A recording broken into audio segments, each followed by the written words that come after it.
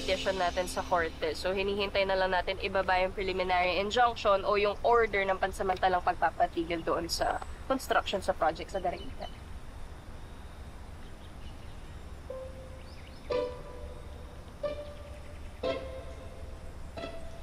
Narinig mo ba yung sinabi ko, Ikit? Sorry. Sobrang bilib lang kasi ako talaga sa'yo. Imagine mo, ikaw lang pala yung naantay namin para umusad yung kaso ni tatay. Kasi sabi sa akin ng ibang lawyer dati, nakulang daw at hindi sapat yung ebidensya na meron ako. You're welcome. Pero just to be clear, separate yung cases ng pagkamatay ng tatay mo tsaka yung sa community nyo, ha? Gets ko naman. Na ang hinahabol ko lang dito sa kaso ni tatay si Tita Rica at saka si Angela. Tapos dun naman sa about sa lupa, nakakalungkot pero talaga madadamay yung Smith, yung pamilyang Smith, di ba? Pero teka lang, paano ka? Paano pag nalaman nila Sir Matthew at ni Sir William na ikaw yung abogado ko? Ayokong madamay ka sa issue namin, ha? Ay nako, wag mo nang alalahanin yan. Ako nang bahala mag-explain sa kanila. Okay? Pero may curious question lang din ako sa'yo. Hindi ba awkward for you na nagiging close ka sa family ni na Matthew knowing na sila yung rason kung bakit nangyari yan sa community niya? Iya. Sa atin lang to, wala masyadong iba makakaalam. Pero nag-appearan talaga ako dito sa resort na to para magmanman sa mga plano nila Mr. Smith at saka ni Tita Rica. Hindi ko naman akalain na mapapalapit talaga yung loob ko sa kanila. Hindi ko rin alam na sobra sila maging mabait sa akin. Sila, Sir Matthew, si Miss May, tsaka si Drew.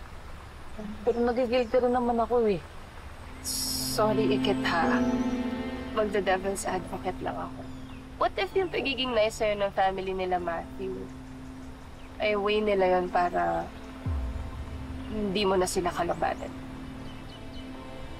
Para pag nagkaroon ka ng utang na loob sa kanila, ika-drop mo na yung charges against them. Ibig sabihin nun, wala nang kakalaban sa kanila doon sa resort casino na pinapagawa nila. Gets ko naman, nagiging close ka na talaga sa family nila Matthew.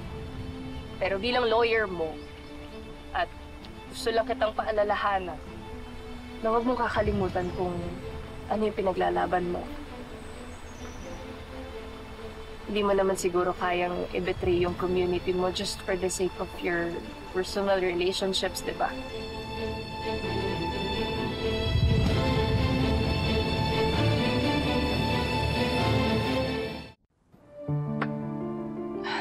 Tito, I could get in a lot of trouble for doing this. Violation nito ng client-lawyer privilege. Pero since pamilya pa rin ang turing ko po sa inyo, gusto ko kayo inform na nag-file na si Ikit ng preliminary injunction. So this is the perfect time na advise nyo yung lawyer nyo na mag-isip na ng counter-action.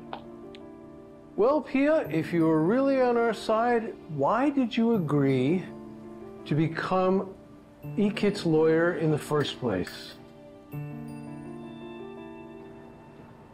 Tito, I'm sorry, but I hope you don't take it the wrong way. Actually, ginagawa ko po ito para sa inyo.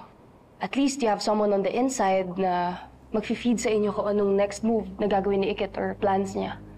I appreciate what you're doing, Pia. I really do. However, I think the best thing to do for all concerned right now is to get Meraki to drop the complaint. The investor is not going to be happy with the delay at this point. Huwag ka mag-alala, Tito. Naghahanap lang naman ako ng right timing to do that. Hindi pa kasi pwede ngayon dahil baka mag-suspect si Ikit sa akin. So, for now, we have to be very careful na hindi malaman ni Ikit na nagsusumbong or nagsasabi ako sa inyo. I'm doing everything I can to help you, Tito. Kasi I still consider you family. And I'm sure you're aware that my feelings for Matthew haven't changed.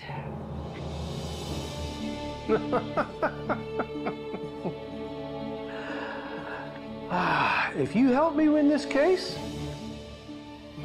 I will help you.